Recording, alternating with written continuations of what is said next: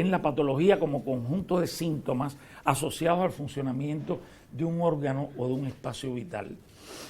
Entonces, la ruptura de la patologización de la terapia, como dije yo, los humanistas en esa segunda fase del pensamiento humanista dieron saltos importantes, ¿verdad?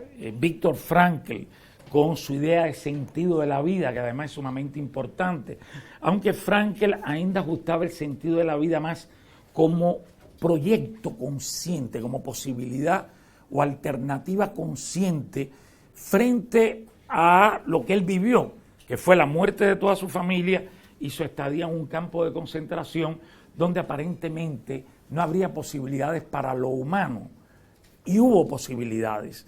Por eso es que la subjetividad, desde nuestra perspectiva, desde nuestra definición, es una definición subversiva.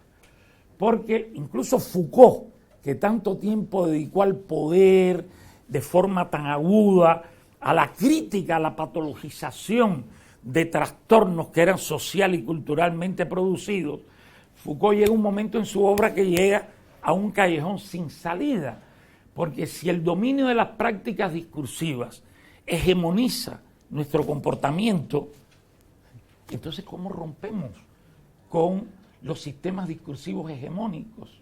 ¿Cómo rompemos con ellos? ¿Cómo se fragua resistencia? Y la resistencia se fragua precisamente porque la subjetividad no se subordina a los sistemas normativos externos. Es cierto que para una grande mayoría de personas la subjetividad hegemónica social, y yo falo de subjetividad individual y social, porque como dije a los comienzos de mi conversa, la subjetividad es un fenómeno humano, no restringido a un concepto de mente intrapsíquica. Por ejemplo, cuando Moscovici, ¿verdad?, da aquel paso fantástico de comprender que hay producciones simbólicas que se generan socialmente y no individualmente, y desarrolla la teoría de las representaciones sociales en la década del 60, desafortunadamente todos somos humanos y dejamos cosas fuera. Ustedes a lo mejor me van a preguntar después, ¿qué es lo que usted dejó fuera? Si lo hubiera visto, lo hubiera metido dentro. Lo mismo le pasó a Moscovici, a Freud, etcétera. Pero Moscovici dejó fuera algo muy importante. Es verdad que tenemos representaciones sociales que se organizan, están en la base de nuestra práctica de relación, sobre las cuales no tenemos conciencia, que eso es muy importante, y lo dijo Moscovici. Pero también es cierto que si las representaciones sociales no se configuraran a un nivel individual como una motivación eficiente, o lo que yo llamo como una configuración subjetiva que me mueve, evidentemente la representación social no tendría ninguna fuerza. Y eso le faltó a Moscovici. ¿Cómo meter la cuestión de la emoción en su teoría y cómo meter la cuestión del individuo en su teoría? Yo diría que eso le faltó a la psicología social crítica, que se declaró psicología social sociológica, ¿verdad?, en los trabajos de Robert Farr, un seguidor cercano de Moscovici, desde los 60 hasta los años 80, con la excepción de las psicologías críticas latinoamericanas y europeas, o sea, la psicología crítica alemana de Holzkant y su equipo en los años 60 y la psicología crítica latinoamericana de los años 80, lideradas por figuras como Martín Baró, José Miguel Salazar y Marisa Montero, los tres con posiciones totalmente diferentes. Y yo todavía era un muchacho, pero hice parte de ese movimiento y tuve mis capítulos en los libros de ellos, lo cual me honra mucho. Y a diferencia de José Miguel y de Marisa, Martín Baró siempre tuvo una sensibilidad particular para el papel de los individuos. Trama social, pero individuos. Porque primero el individuo es parte de una trama social. Y segundo, el individuo es un agente de ruptura en una trama social. O sea, si no hay individuos que se oponen y que se confrontan y que se exponen, las tramas sociales nos aplastan. Y el problema es que las tramas sociales que nos aplastan son las buenas y las malas, ¿verdad? O sea, porque tenemos una trama social reaccionaria, conservadora, etcétera, y de pronto procuramos un grupo que se opone a ella, pero cuando ese grupo se instituye como grupo y se oficializa como institución, empieza el miedo al interior del grupo, el miedo al debate, el miedo a tener una idea que no es la de los otros. Todos los que somos de izquierda hemos tenido esa historia y la conocemos bien, ¿verdad? Entonces, ¿dónde está el factor de ruptura de los procesos sociales? Sin duda en individuos que son capaces de confrontarse y a través de su confrontación alrededor de ellos organizan nuevas subjetividades sociales que a veces ganan el poder del cambio y a veces no. Yo siempre les digo a mis estudiantes, ¿qué diferencia los grandes hombres de nosotros? Entonces se quedan pensando, digo, bueno, los grandes hombres crearon mundos a imagen y semejanza de lo que pensaban que debería ser el mundo. Y ahí se acabó su grandeza. Su grandeza llegó hasta que fueron capaces de hacer la ruptura con el mundo viejo. Pero cuando monopolizaron su visión del mundo sobre todos los demás, se acabó la grandeza. Entonces, eso es parte también de lo que es la subjetividad humana. No somos estáticos. La subjetividad humana rompe con los mitos. Esas figuras que siempre desde la escuela nos enseñaron, solo pensaban en la justicia, la patria era lo más importante, el otro, nunca pensaban en sí mismo. Mire, no hay nadie que no piense en sí mismo, ¿verdad? Ahora, el mérito de las figuras no está en que tenga defectos, el mérito está en que abra caminos, ¿verdad? Y como decía el gran poeta español, se hacen caminos al andar, los caminos no están previamente definidos. Entonces, en la psicoterapia, esta corriente crítica que viene de la psicología social y que tuvo sus primeros trabajos, la década del 80, con Gergen, con Ron Harré, etcétera, el construccionismo social, trajo una revolución al campo de la psicoterapia. Porque recuerden que la psicoterapia tiene una larga historia. O sea, la psicoterapia individual que conocemos, el psicoanálisis, el behaviorismo, trabajar con el individuo, el behaviorismo, trabajar encima de los procesos posibles para cambiar comportamientos nocivos. Y el humanismo, que son las tres grandes corrientes que siguen hegemonizando la enseñanza de la psicología hasta hoy, ¿verdad? Dieron paso a la terapia familiar, ¿verdad? Vino la terapia sistémica, que tenía como objetivo noble sacar el síntoma de la trama individual y colocar el síntoma en la familia. Solo que la familia viró un microclima social separado y cómo la sociedad en que esa familia está se organiza en el funcionamiento de esa familia y cómo la clase social, el grupo al que esa familia pertenece, cómo las tramas en que participan los distintos miembros de la familia alimentan una dinámica familiar que es parte de un proceso social más abarcador que la pura familia. Eso quedó fuera. Y también quedó fuera el individuo, ¿verdad? Yo recuerdo de la primera terapia que tuvo autores tan importantes como Minuchin, que sobre todo fue muy importante por la cantidad de recursos técnicos que trajo a la interacción terapéutica, realmente muy creativo, o Halley, ¿verdad? Aunque Halley fue mudando de posición.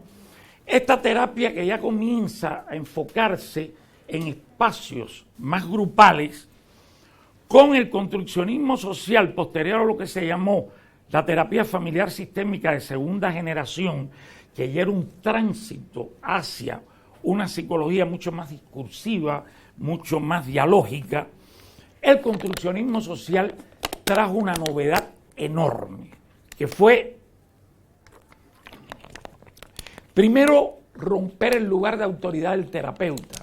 Ustedes recuerdan que el psicoanálisis fue bien autoritario, ¿verdad? Sobre todo Freud, porque bueno, Winnicott, psicoanálisis inglés posterior a Winnicott, tuvo una evolución en eso muy interesante. Lacan era autoritario y democrático a la vez, porque en definitiva fue el primero que movió el carácter obligatorio de la temporalidad de la sesión y trajo el lenguaje a un nivel que Freud nunca lo pudo traer. ¿Por qué?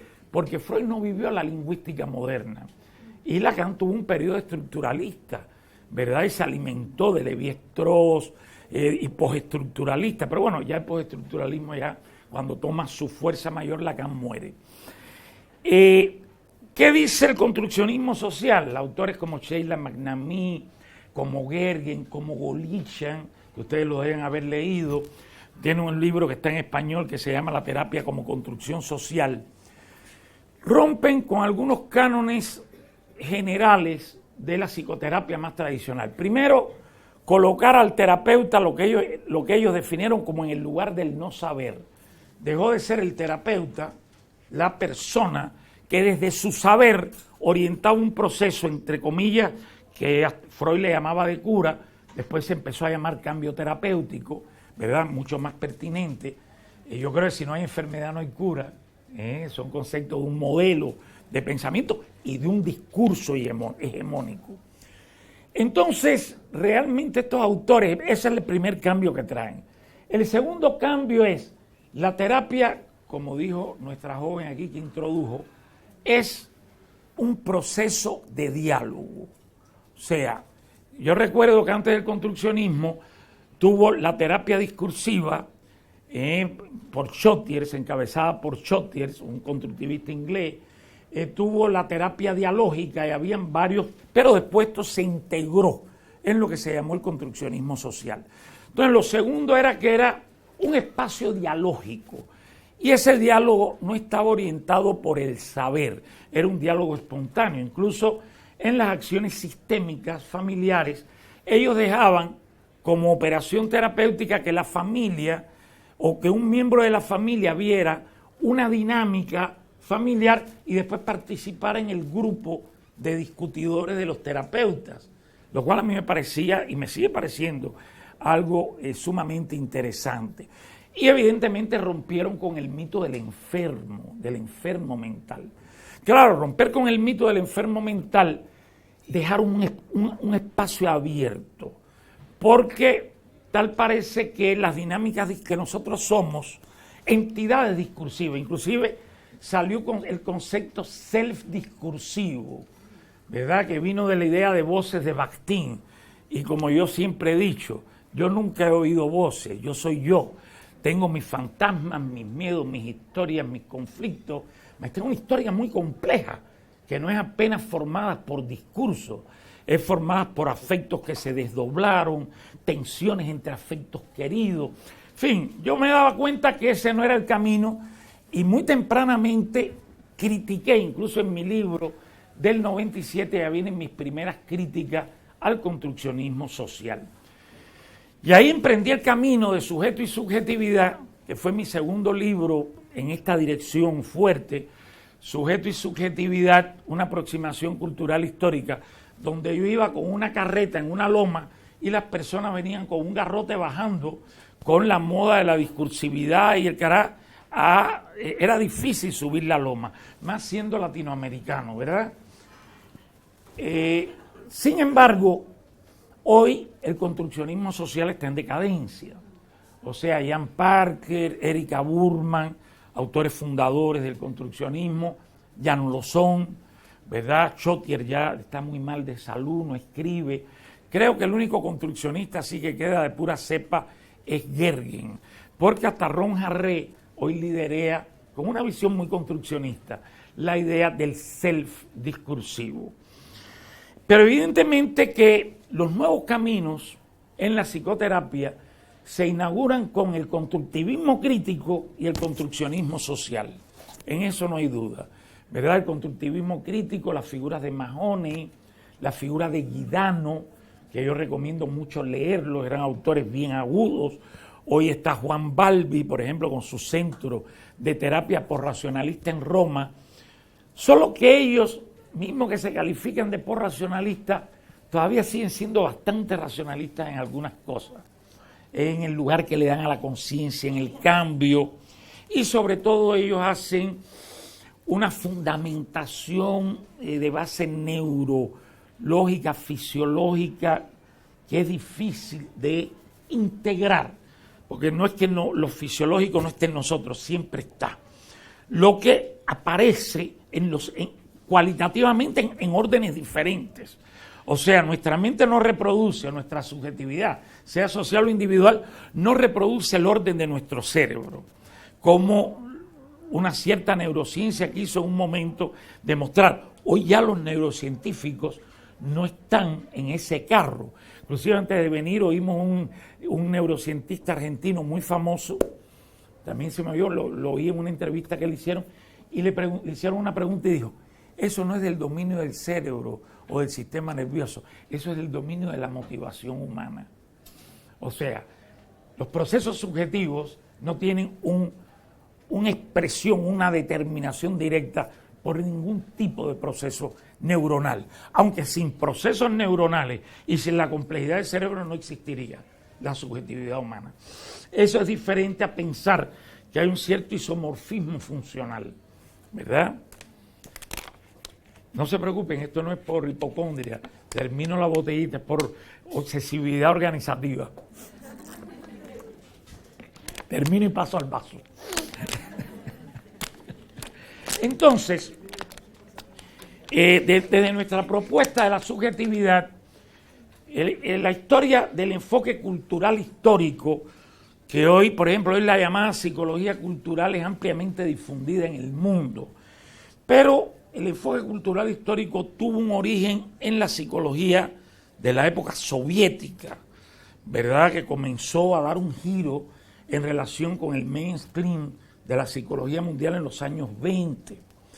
Aunque no me voy a detener en eso, pero voy a dejar la provocación abierta. Esa fue una psicología que tuvo dos raíces que hoy yo estoy estudiando, sobre las cuales acabo de terminar un artículo.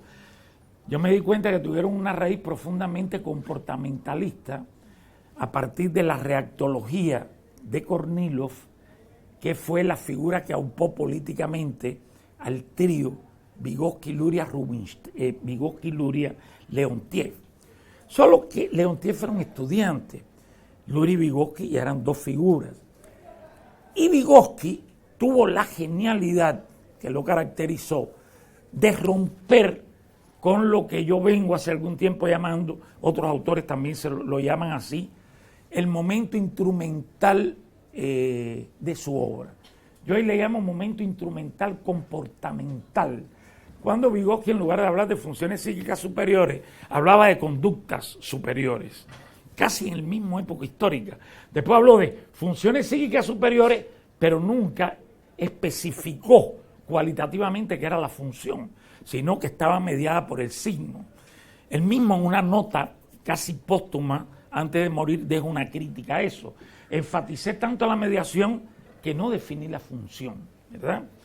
Pero tuvo otra línea muy interesante de una figura que la maltrataron en la década del finales de los 40, cuando la famosa campaña de Lysenko, que fue Rubinstein, que desde 1922 introdujo el concepto de actividad, que algunos en Occidente se lo atribuyen a Leontiev. No, Leontiev defiende su doctorado en 1940 y en la banca estaba Rubinstein, ¿verdad? Y Rubinstein ve la actividad no como acto comportamental, incluso la ve, y esto es un antecedente muy importante de la subjetividad, como inseparable de la conciencia, el principio de la conciencia y la actividad. La conciencia no es una entelequia, está constantemente en movimiento en la actividad humana, se expresa en proceso. Esta psicología fue una psicología muy novedosa, pero nunca tuvo un punto fuerte en la clínica. ¿Por qué? Por una definición de carácter político. La clínica se asociaba al psicoanálisis, esta es la primera razón, y el psicoanálisis era en la Unión Soviética banido como ciencia burguesa. Y segunda razón, la reflexología de Pavlov, mismo que fue superada por la psicología, seguía siendo muy fuerte en la psiquiatría. Y la psiquiatría soviética era hegemónica sobre la psicología. Entonces, por tanto, el campo de la clínica fue muy tímidamente desarrollado en la década de los 70, básicamente por Seigarnik, que era una discípula de Kurt Lewin, y por ahí se abrió un pequeño camino. Sin embargo, la clínica no fue fuerte, y cuando nosotros comenzamos a desarrollar el tema de la subjetividad, dijimos, caramba, pero tenemos que tener una propuesta sobre la psicoterapia y sobre la clínica. Esa propuesta se ha ido desarrollando, un libro ahí que Lourdes se enredó para leer, que es del 2011, se llama Subjetividad y Salud, superando la clínica, que eso sí ya lo dijo bien, de la patología. Nosotros hemos ido rompiendo con la noción de patología. A mí no me interesa que alguien tenga una neurosis depresiva. Esa entidad es vacía. Lo único que me dice la neurosis depresiva son los síntomas, pero no me explica cómo esos síntomas están organizados en esa persona concreta. Partiendo de nuestras posiciones, evidentemente nuestro interés está en una categoría que es central en nuestra propuesta, en cómo subjetivamente se configura la depresión.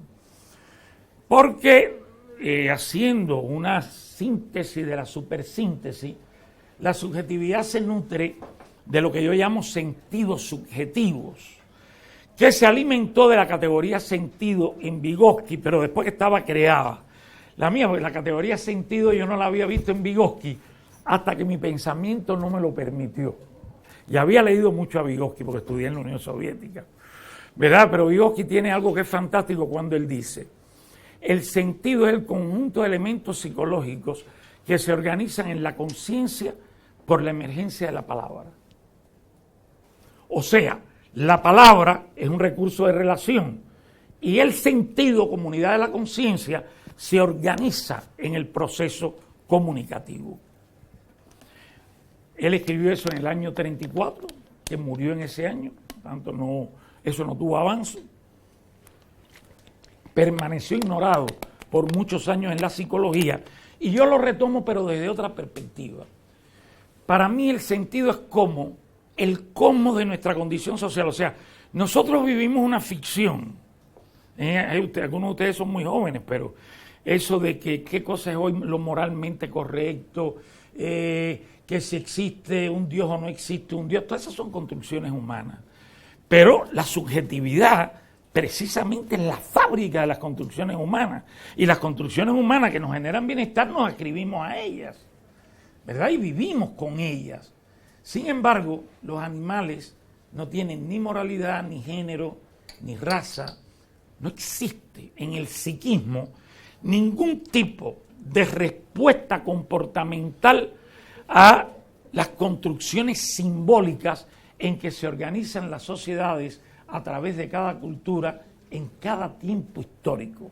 Entonces los sentidos subjetivos son esos procesos que son simbólicos, la forma en que fueron vividos por nosotros en nuestras experiencias personales, ¿verdad? Por ejemplo, en las sociedades latinoamericanas que hay tanto racismo, posiblemente el ser indígena o el ser un niño indígena, un niño negro en una escuela, puede producir, no es obligatorio, sentidos subjetivos que le generan un malestar que no le permiten acompañar lo que la maestra está diciendo. Y los sentidos subjetivos nunca son uno, es como Bakhtin colocaba en relación al sentido. Un sentido subjetivo termina donde empieza otro, son cadenas fluidas. Y de esas cadenas emergen las configuraciones subjetivas, que son las formas subjetivas en que están organizadas nuestras historias de vida. Por ejemplo, todos nosotros tenemos un padre, pero un padre no es una memoria. Un padre es una configuración subjetiva. Mi padre está presente en mí más allá de mi conciencia y está presente en mí a través básicamente de emociones que tienen un valor simbólico, muchas de las cuales yo no concientizo. Sin embargo, el concepto de configuración subjetiva, para él desarrollamos una epistemología, una metodología de trabajo que no se apoya en la respuesta, como históricamente los psicólogos estamos acostumbrados, en acompañar sistemas de respuestas, lo que el otro nos dice, lo que el otro hace. No casi siempre somos más, siempre somos más complejos de lo que decimos. O sea, nosotros no nos enteramos que estamos infelices en el matrimonio, en la pareja o en nuestro puesto de trabajo hasta tiempo después de ya estar infelices. Cuando han aparecido tantas situaciones y contradicciones que nos permiten organizar una representación consciente de esas emociones que nos generaban malestar hacía bastante tiempo. Entonces, el discurso, que es muy importante, no agota la producción subjetiva de los sujetos, de los individuos implicados dentro de las tramas discursivas. Ese es el punto flaco del construccionismo social. Yo recuerdo cuando Arlene Anderson, una de las grandes construccionistas, en uno de sus libros dice: la familia es un sistema conversacional situado en el tiempo. Yo decía, esa será la familia de Arlene, no es la mía. O sea, la familia mía era mucho más compleja que eso. Y quizás por eso yo tengo esa vocación a los fenómenos complejos, ¿verdad? Porque nosotros tenemos toda una filosofía de la complejidad, donde precisamente la propuesta de subjetividad se encaja muy bien. Entonces, lo primero que rompemos es, nosotros no analizamos las prácticas discursivas ni de una familia, ni de un individuo, ni de un grupo. Le damos un gran valor a las prácticas discursivas porque el concepto de discurso permitió superar la naturalización del fenómeno psicológico, como si fuera algo que está metido en la cabeza. Eso fue importantísimo. Y trajo el valor de lo simbólico, que sin ello no existiría una propuesta de la subjetividad. Segundo punto de discrepancia con el construccionismo social. Para nosotros